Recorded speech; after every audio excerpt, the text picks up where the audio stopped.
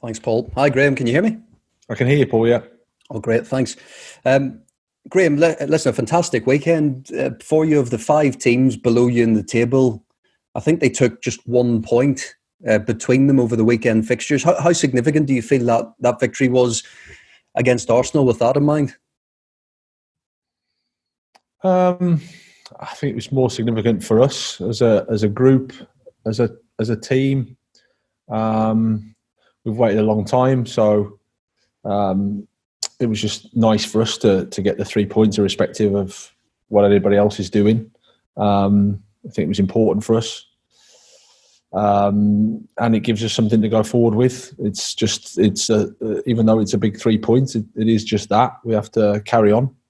But it was it was a great moment for us in terms of how it was achieved, and then and now we have to go forward and recover and get ready for another game tomorrow.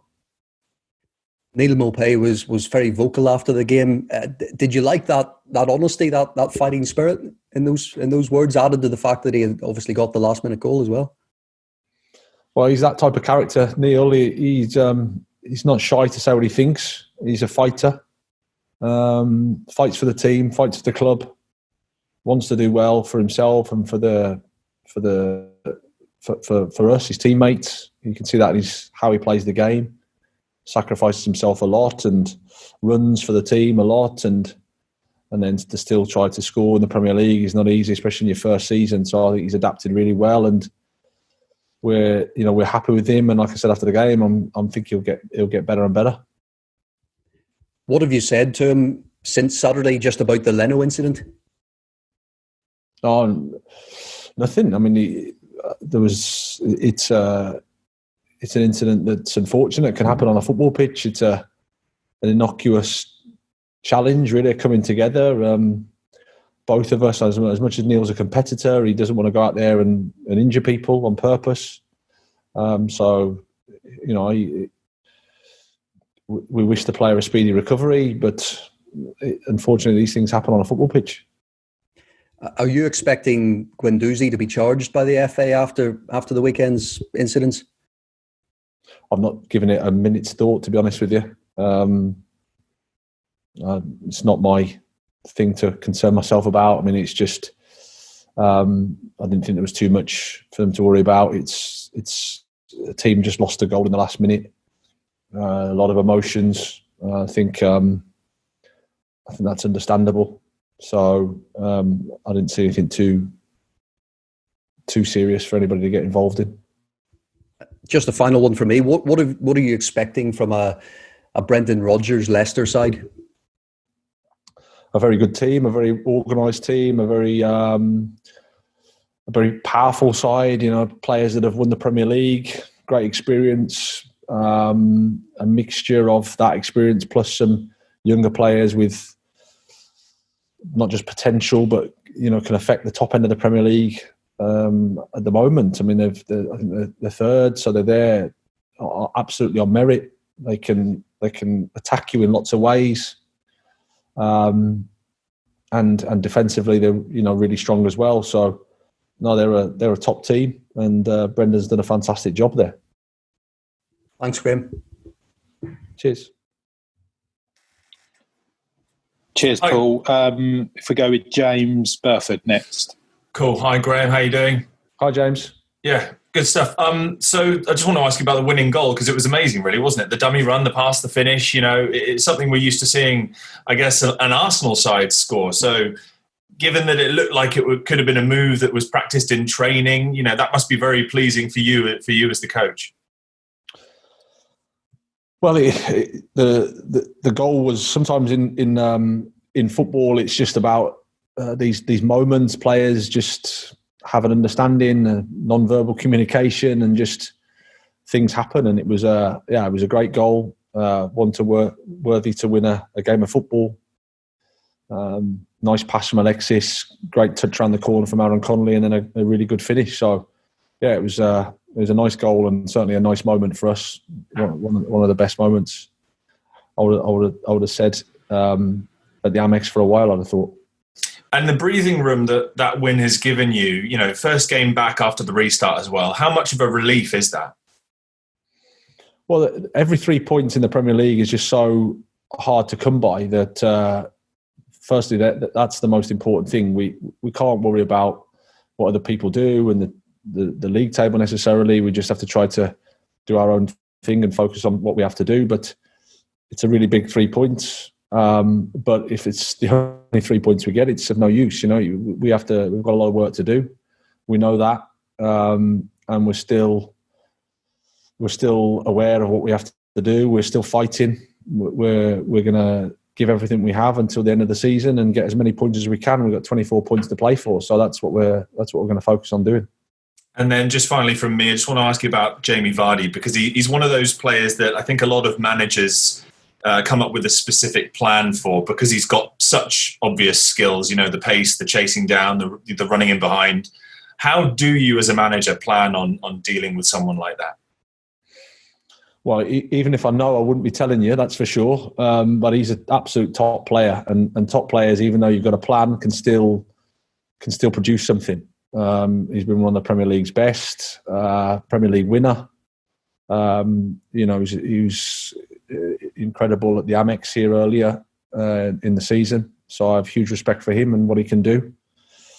But they've also got a lot of other players as well that can hurt you. So you have to defend well as a team against them, because as good as Jamie is, there'll be other players that can pop up and hurt you if you don't do your jobs properly.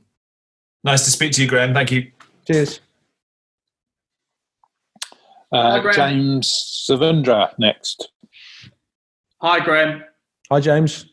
Can you give us an indication of team news for tomorrow's game, and how much rotation do you think may be required considering the short turnaround between the games?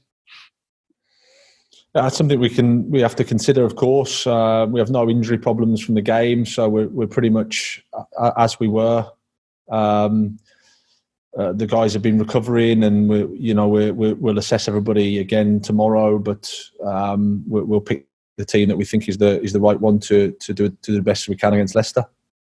And just how much confidence have you taken from the result and the performance on Saturday personally, when you consider it's been a tough season? There's been a lot of getting used to the Premier League. The fact is, to get a 2 wins against Arsenal so far this season, to come back from that restart and to win that game, you must take a huge amount of confidence in your own abilities and what you're doing here.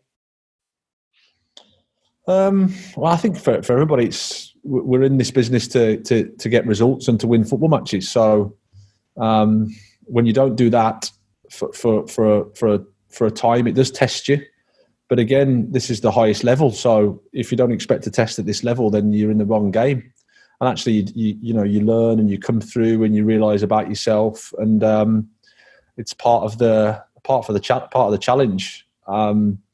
We've done a lot of stuff well, but whilst you aren't winning football matches, it doesn't really matter. You can't say anything. You've just got to keep your head down, keep working. Just because we've won a game, it doesn't change that much, to be honest. We have to still keep getting football results. We still have to keep fighting, and that's what we're going to do.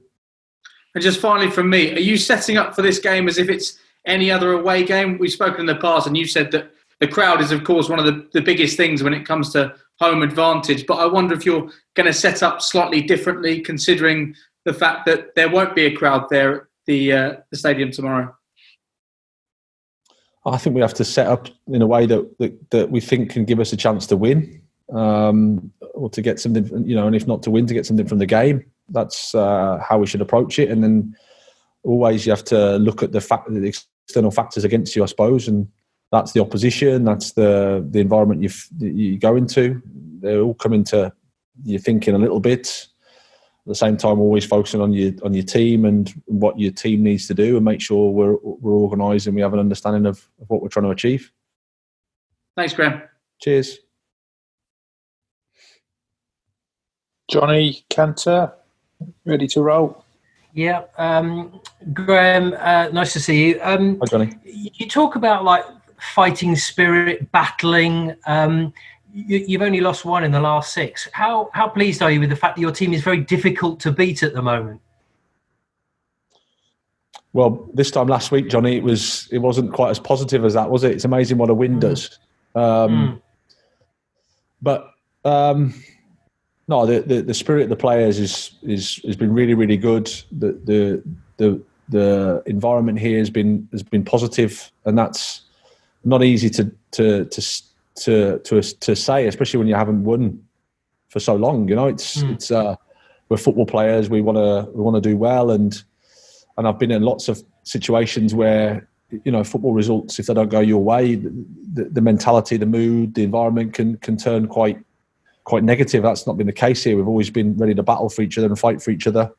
You know, come back from West Ham, 2 goals down twice to get a point.